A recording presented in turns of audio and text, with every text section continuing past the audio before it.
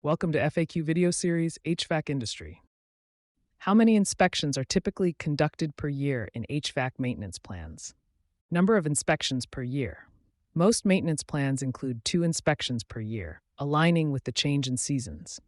These inspections involve a comprehensive assessment of the HVAC system, addressing specific needs for heating in the fall and winter and cooling in the spring and summer. This biannual schedule allows technicians to catch potential issues and perform necessary maintenance tasks for each season, promoting overall system efficiency and longevity. Thank you for watching. Don't forget to like and subscribe.